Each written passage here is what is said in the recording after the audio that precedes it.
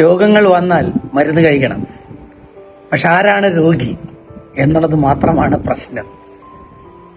ഇന്ന് ലോകത്ത് 20% കൂടുതൽ മനുഷ്യന്മാർ രോഗികളാണെന്ന് പറയുന്നത് ഡോക്ടർമാരാണ്. ഏകദേശം 20%-ഓളം ആളുകൾ വിചാരിക്കുന്നത് അവർ രോഗികളാണ് എന്നാണ്. ഇവർ രണ്ടുപേരും മരുന്ന് കഴിച്ചു കൊണ്ടിരിക്കുന്നുമുണ്ട്.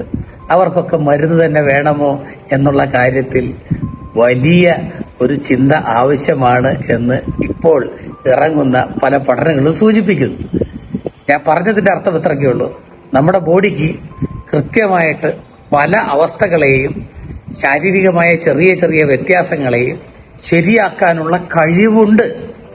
ആ കഴിവിനെ പ്രോത്സാഹിപ്പിക്കുന്ന തരത്തിലേക്കുള്ള ഏതെങ്കിലും ഭക്ഷണ രീതികൾ, വ്യായാമ രീതികൾ, ദൈനംദിന പ്രക്രിയകളായുള്ള ദിനചര്യകളുടെ രീതികൾ, വേണമെങ്കിൽ അല്പം ആയുർവേദ മരുന്നോ ഹോമിയോ മരുന്നോ അല്ലെങ്കിൽ മറ്റേതെങ്കിലും ട്രഡീഷണലായ മെഡിസിൻസുകളോ ഒക്കെ ഉപയോഗിച്ച് പരമാവധി ആരോഗ്യം നിലനിർത്താൻ നോക്കുക.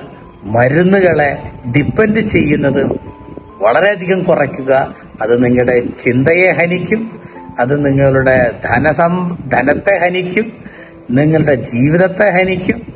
അങ്ങനെ ഒട്ടനവധി പ്രശ്നങ്ങൾ ഉണ്ടാക്കുന്നുണ്ട് എന്നുള്ള തിരിച്ചറിവിന്റെ പുറത്താണ് ഇത് പറയുന്നത്. That's all. Thank you.